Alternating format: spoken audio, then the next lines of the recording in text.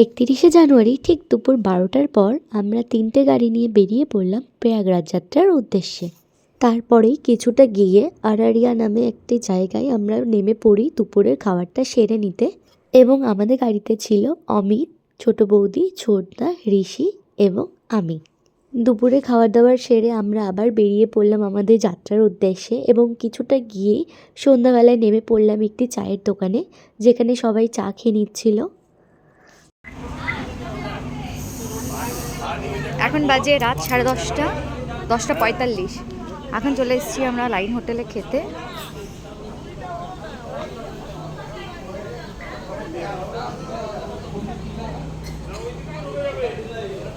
এই দেখো আমাদের ছোট্ট বাচ্চাটা অনেক কষ্ট করছে গো। বাচ্চাটা দেখো, তাও ওর মুখে কত হাসি। এই যে দেখি, তুমি কোথায় যাচ্ছ? লজ্জা পেয়ে যাচ্ছে তো। খিদা পেয়েছে অনেকক্ষণ ধরে। এখন আমরা খাবো না বাবা, খাবো না এখন, পরে খাবা। তুমি কি খাবা? মেলা যাবা? কি খাবা তুমি? মাম খাবা? আর কি খাবা? রুটি। আর কি খাবা? মাম। কয়টা খাবা? ও 2টা মাম খাবে। ঠিক আছে, টাটা করে দাও। দুই হাত দিয়ে, দুই হাত দিয়ে, দুই হাত। ওই হাতও করো, ওই হাতও। রাধে রাধে।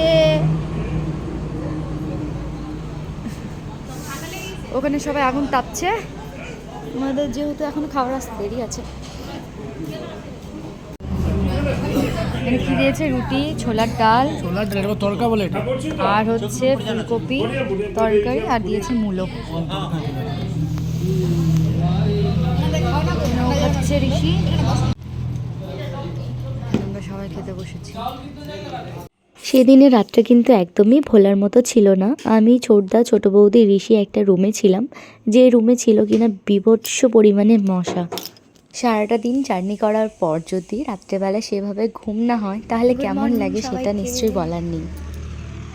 এত সুন্দর একটা রুম পেয়েছি, মানে কি বলবো আর। আর দেখো সকালের ওয়েদারটা, সকাল তো না, এখন হচ্ছে ভোর। সকালই তো 6:52, বাট ওয়েদারটা দেখো, কিচ্ছু দেখা যাচ্ছে না। প্রচণ্ড ঠান্ডা, প্রচণ্ড। চারিদিকে কুয়াশায় ঘেরা।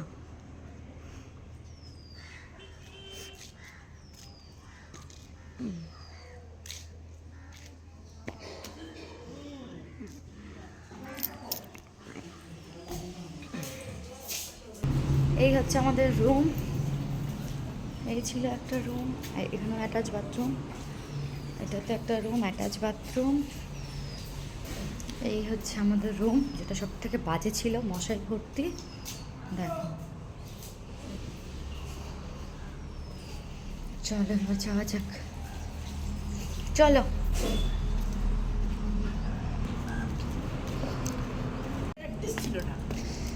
চলো।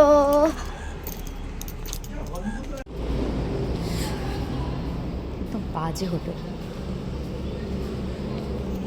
আমরা খাবো চা। ঘরের অবস্থা এই হচ্ছে একটা গাড়ি, এই হচ্ছে আমাদের গাড়ি। এখন আমরা এখান থেকে বেরোবো। দেখো ওয়েদার এখনো এরকম, কি যাবো এই কুয়াশার মধ্যে।